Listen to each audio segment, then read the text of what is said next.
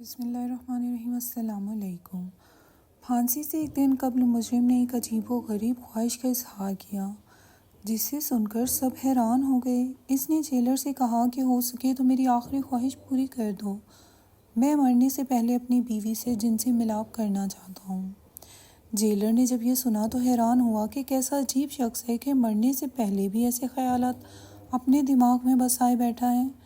پھر مجرم نے جیلر سے کہا کہ آپ نہ جانے میرے بارے میں کیا سوچ رہے ہوں گے، لیکن حقیقت یہ ہے کہ میری شادی کو بھی چند دن ہوئے ہیں۔ شادی کے بعد میں اور میری بیوی ابھی اولاد پیدا نہیں کرنا چاہتے تھے اور ہم جنسی عمل کے دوران میڈیسن اور کنڈم کا یوز کر رہے تھے، لہٰذا میں یہ آخری خواہش اس لیے کر رہا ہوں کہ میں تو اس دنیا سے چلا جاؤں گا، لیکن اس جنسی عمل کے بعد میری بیوی حاملہ ہو جائے گی اور میری بیٹی یا بیٹا پیدا ہوگا، جس سے میری بیوی کے پاس میری نشانی رہے گی اور میری نسل بڑھ جائے گی۔ لیکن چھوٹے سے پولیس اہلکار سے لے کر جج تک کوئی بھی یہ نہیں سوچ سکتا تھا کہ مجرم کے یہ عمل کرنے سے وہ بے گناہ ثابت ہو جائے گا، اور یہ انتہائی حیران کن اور سچا واقعہ ہے۔ مجرم کی ساری بات سن کر جیلر کو صرف یہ لگا کہ وہ اپنی بیوی سے آخری بار لذت حاصل کرنا چاہتا ہے، لیکن وہ مجرم کے اصل مقصد کو نہیں جانتا تھا، لہٰذا جیلر نے دل میں سوچا کہ ان حسین لمحات سے لطف اندوز ضرور ہونا چاہیے، اور اس نے جیل کے اندر 2 خفیہ کیمرے لگا دیے۔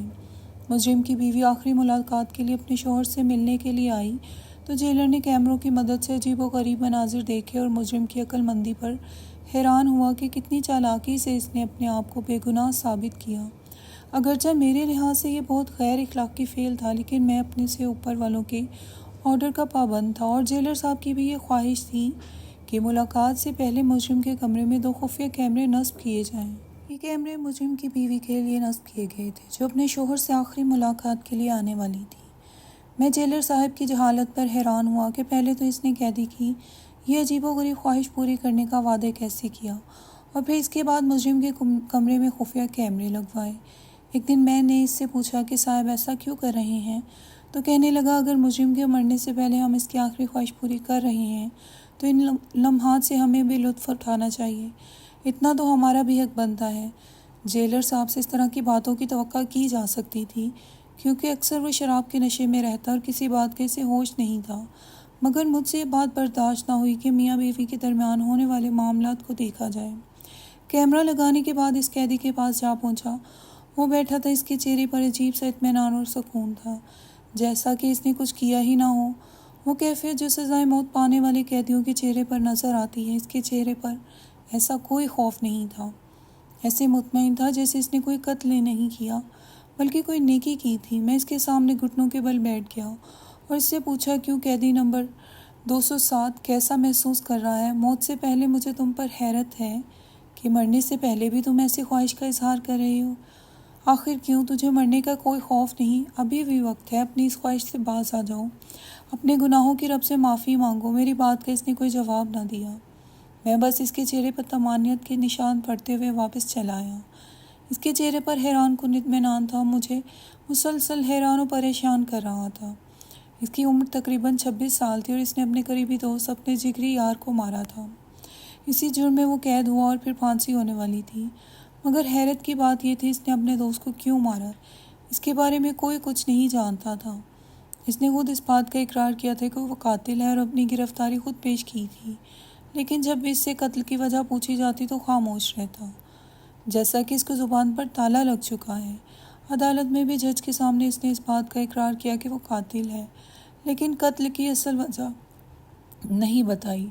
مقتول کے گھر والوں نے ایک ہنگامہ کھڑا کر رکھا تھا۔ ان کے مطابق ناصر کامران کا بچپن کا دوست تھا، لوگ ان کی دوستی کی مثال دیا کرتے تھے اور ان کے درمیان کبھی کسی قسم کا جھگڑا نہیں ہوا۔ کامران کی بیوی سے بھی اس بارے میں تفتیش کی گئی، لیکن اس نے مکمل کنارہ کشی اختیار کرتے ہوئے کہا وہ کچھ نہیں جانتی۔ کچھ دنوں تک یہ خبر ٹی وی کی زینت بنی رہی کہ ایک قریبی دوست نے اپنے دوست کو مار دیا۔ تھوڑی دیر بعد مجھے وائرلیس پر یہ اطلاع ملی کہ مجرم کی بیوی اس سے ملاقات کرنے کے لیے آ چکی ہے۔ یہ سن کر میں بہت حیران ہوا۔ میری پریشانی وہ کیمرے تھے جو میں نے اپنے ہاتھوں سے نصب کیے تھے۔ میری نظر میں یہ بات بہت ہی گھٹیا تھی کہ جیلر صاحب ان کیمروں کی مدد سے میاں بیوی کے معاملات کو دیکھے گا، مگر میں نوکری کی وجہ سے مجبور تھا، اور اس نوکری کو پانے کے لیے میں نے 5 لاکھ کی رشوت دی تھی۔ جو دھکے اور منتیں سماجت کروائی تھی وہ علیحدہ تھیں، اور 4 سال کی مسلسل تگ و دو کے بعد مجھے یہ نوکری ملی تھی، اور اب مجھے یہ سرکاری نوکری مل چکی تھی تو میں ویسا ہی کرنے پر مجبور تھا جیسے مجھے بڑے کہتے۔ اگر میں ان کے خلاف ہو جاتا یا ان کی حکم عدولی کرتا تو میرا ٹرانسفر تو پکا تھا، یا پھر نوکری ختم کر دی جاتی۔ جیلر صاحب کے حکم سے میں اس کی بیوی کو اس مجرم کے کمرے تک پہنچا کر آیا۔ اس کی بیوی اتنی حسین تھی کہ کوئی بھی انسان پہلی نظر میں اس کا دیوانہ ہو سکتا تھا، مگر اس نے اپنے آپ کو ایک چادر میں چھپا رکھا تھا۔ وہ پردہ دار تھی یا پھر ادھر ہی اپنے آپ کو ڈھانپ کر آئی تھی۔ مجھے دل ہی دل میں اس بات کا خوف تھا، اگر جیلر صاحب کی نظر اس عورت پر پڑ گئی تو یقیناً اس کی نیت خراب ہو جائے گی، کیونکہ وہ شراب اور عورتوں کے شوقین تھے۔ اس سے پہلے بھی کئی عورتوں سے ناجائز تعلقات بنا رکھے تھے۔ جیلر صاحب کے حکم کے مطابق قیدی نمبر 207 اور اس کی بیوی کو اس کمرے میں بھیج دیا گیا جہاں کیمرے نصب تھے، اور کمرے میں بھیجنے سے پہلے ان دونوں کی اچھی طرح تلاشی لی گئی تاکہ کچھ غلط نہ ہو جائے۔ آج کل جیل کی تاریخ میں کسی بھی قیدی نے اس قسم کی خواہش کا اظہار نہیں کیا تھا۔ جیلر صاحب نے نہ اس بات کا کوئی کسی سے ذکر کیا، نہ ہی کسی سے اجازت لی، اور یہ بات بعد میں پتہ چلی کہ اس نے اس خواہش کو رد کرنے کے بجائے اس کی خواہش کو پورا کرنا کیوں ضروری سمجھا۔ دو پہرے دار ان کے کمرے کے باہر موجود تھے۔ تھوڑی ہی دیر بعد جب جیلر صاحب کے کمرے میں گیا تو وہ لیپ ٹاپ کھول کر بیٹھے تھے۔ ان سے مجھے بھی ساتھ بیٹھنے کا اشارہ کیا۔ میری جیلر صاحب سے کافی بات چیت رہتی تھی۔ اس نے مجھ سے کہا، آؤ بیٹھو، ہم بھی کچھ مزے کرتے ہیں۔ ان کی یہ بات سن کر میں شرم سے پانی پانی ہو گیا۔ میں نے کہا، نہیں، میں ذرا جیل کا راؤنڈ لگا کر آتا ہوں، مگر اس نے مجھے مجبور کیا کہ تم کو میرے ساتھ ہی رہو۔ مجھے بھی اس بات کا تجسس ہوا کہ آخر اس قیدی نے اس خواہش کا اظہار کیا ہی کیوں۔ کچھ نہ کچھ تو اس کی بیوی میں ایسا ضرور ہوگا جو آخری وقت میں بھی اس کا ساتھ چاہتا تھا۔ جیلر صاحب کامران کا مذاق اڑاتے ہوئے کہنے لگا کہ کامران کی سزا میں موت بھی بعد اس بیچاری بیوی اکیلی رہ جائے گی اور بیوہ ہو جائے گی۔ ہم اس کے دانے پانی کا انتظام کریں گے اور یہ ہماری مجبوری۔ یہ کہہ کر اس نے زوردار قہقہہ لگایا۔ اس کے چہرے پر کمینگی نظر آ رہی تھی۔ اس کے ارادے بھی کچھ نہ کچھ تو میں جانتا تھا کہ جیلر صاحب کے کیا ارادے ہیں۔ میرے حساب سے وہ اس ویڈیو کو استعمال کر کے اس عورت کو بلیک میل کرنا چاہتا تھا اور اپنے گندے مقاصد حاصل کرنا چاہتا تھا۔ خیر، اس بات کا مجھے کچھ یقین تو تھا نہیں، یہ میرے اندازے ہی تھے۔ ہو سکتا ہے میرا خیال غلط ہو۔ مجھے اس بات کا وہم سا ہو گیا کہ ایک عزت دار عورت اس ناپاک جیلر کا شکار ہونے والی ہے۔ میں خود شادی شدہ تھا، ہر بات کو اچھی طرح سمجھتا تھا۔ جیلر صاحب نے مجھے اپنے ساتھ بٹھایا۔ ہائی کوالٹی کے کیمرے تھے۔ کمرے کے اندر تمام چیزیں واضح طور پر نظر آ رہی تھیں۔ وائس کا آپشن بھی موجود تھا، ان کی گفتگو آرام سے سن سکتا تھا۔ جیلر صاحب کی نظر اسکرین پر جم گئی، مگر میں کبھی اسکرین کی طرف دیکھتا تو کبھی شرمندگی سے نظر جھکا لیتا۔ اس قیدی نے اپنی بیوی کو ہاتھ سے پکڑ کر بستر پر بٹھایا۔ اس کے چہرے سے عورت کا چہرہ نظر آتے ہی جیلر کے منہ سے بہت ہی گھٹیا الفاظ نکلے جو میں بیان نہیں کر سکتا۔ پھر اسپیکر سے آتی آواز نے ہم دونوں کو اپنی طرف متوجہ کیا۔ وہ دونوں آپس میں گفتگو کر رہے تھے۔ اس گفتگو کے دوران اس کی بیوی نے ایسی حرکت کی جس نے ہم دونوں کو حیران کر دیا۔ جیلر صاحب اپنے کمرے سے اٹھ کر جیل کی طرف بھاگے، میں بھی جیلر کے پیچھے پیچھے بھاگا۔ ہم کمرے کے اندر داخل ہوئے تو قیدی بستر پر پڑا تھے۔ اس کی سانسیں بڑی تیزی سے چل رہی تھیں۔ عورت نے اپنے جسم کو چادر سے ڈھانپ لیا۔ جیلر نے آؤ دیکھا نہ تاؤ عورت کو پکڑ کر کھینچتے ہوئے اپنے کمرے میں لے گیا۔ جو کچھ اس عورت نے اپنے شوہر کے ساتھ کیا تھا، اس کے بعد جیلر اسے کسی صورت بخشنے والا نہیں تھا۔ میں نے قیدی کو بیٹھنے کا اشارہ کیا، خود بھی اس کے سامنے بیٹھ گیا۔ آج پہلی دفعہ قیدی کی آواز میں ٹھیک سے سن رہا تھا، کیونکہ اس سے پہلے وہ بولتا ہی نہیں تھا، بس چپ چاپ گمنام رہتا تھا۔ میں نے اس قیدی سے کہا، اپنے بارے میں سچ سچ بتاؤ، اب بھی موقع ہے، بعد میں ہم کچھ نہیں کر پائیں گے۔ تم نے اپنے دوست کو کیوں مارا اور آخر میں اپنی بیوی کو ملاقات کے لیے کیوں مجبور کیا اور ایسی خواہش کا اظہار کیوں کیا؟ وہ بھی اب میرے سامنے خاموش رہا اور کسی بات کا جواب نہ دیا۔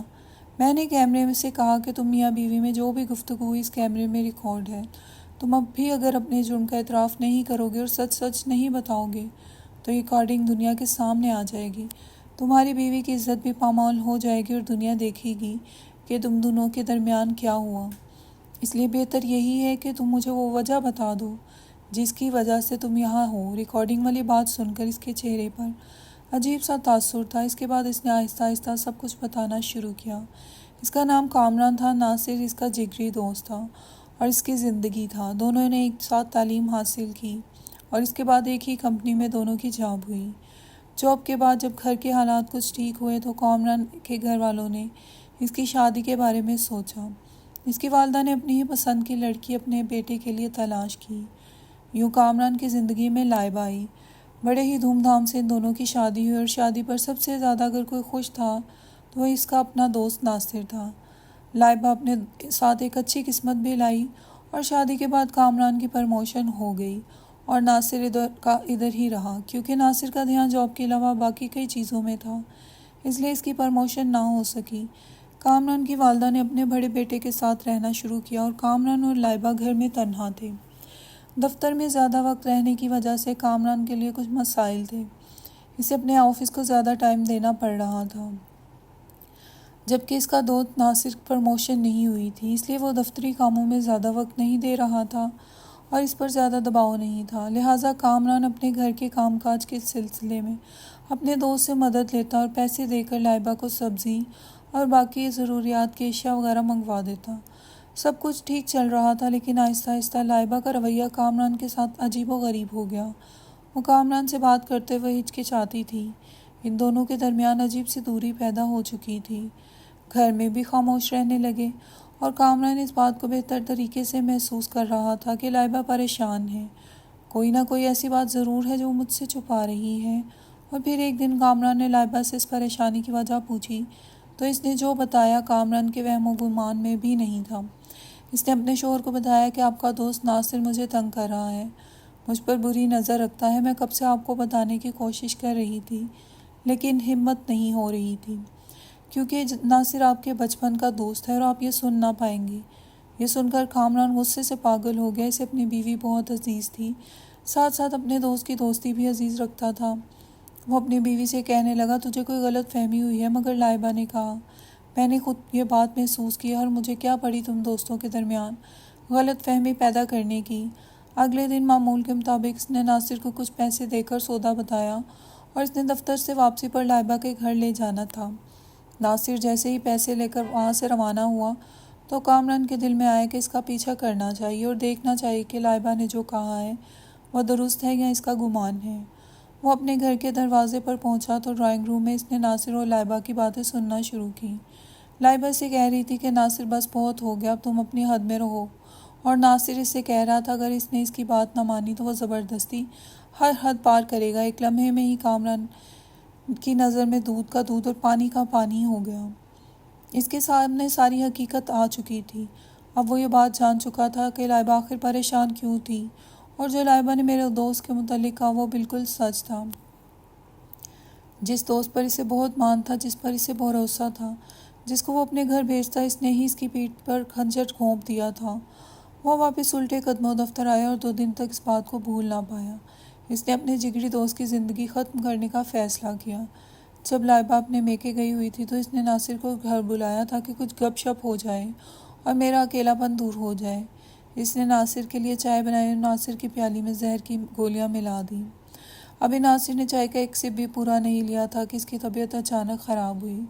اس کے منہ سے جھاگ نکلنا شروع ہو گئی۔ کامران بہت حیران ہوا۔ وہ جو چاہتا تھا وہ ہو چکا تھا، ناصر کی نبض نہیں چل رہی تھی، اور پھر بعد میں اس نے اپنے آپ کو پولیس کے حوالے کر دیا۔ جس کسی کو بھی اس واقعے کے بارے میں پتہ چلا تو اسے اپنے کانوں پر یقین نہ آیا، کیونکہ ناصر اور کامران کی دوستی مثالی تھی۔ لوگ ان کی دوستی کی مثالیں دیتے تھے۔ پولیس نے تفتیش کا دائرہ کار بڑھا دیا۔ ایسی کوئی بات سامنے نہ آئی جس کی وجہ سے قتل کی وجہ معلوم ہو سکے۔ لاکھ پوچھنے پر کامران نے قتل کی کوئی وجہ نہ بتائی۔ وہ مسلسل خاموش رہا۔ پولیس نے لائبہ کے بھی بیانات لیے، لیکن وہ اس وقت گھر پر موجود نہیں تھی اور میکے گئی ہوئی تھی، اس لیے اس سے زیادہ پوچھ گچھ نہ ہو سکی۔ لائبہ کو بھی اس بات کا یقین نہیں تھا کہ اس نے ناصر کے علاوہ اپنے شوہر کے کان تو ضرور بھرے تھے، لیکن وہ یہ نہیں جانتی تھی کہ وہ اس کی زندگی ختم کر دے گا۔ 4 مہینے کیس چلنے کے بعد کامران کو سزائے موت سنا دی گئی، مگر حیرت کی بات یہ تھی کہ سزا سننے کے بعد کامران کی آنکھوں سے آنسو نہیں گرا تھا، اور پھر مرنے سے 1 دن قبل اس نے اپنی بیوی سے ملاقات اور اپنی خواہش پوری کرنے کا اظہار کیا۔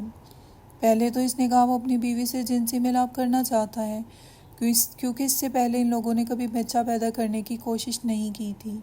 یعنی کہ جنسی عمل کرتے ہوئے وہ میڈیسن اور کنڈوم کا یوز کرتے تھے، لیکن اب وہ اپنی بیوی سے جنسی ملاپ اس لیے کرنا چاہتا ہے کہ اللہ تعالیٰ اس کی نسل کو بڑھائے۔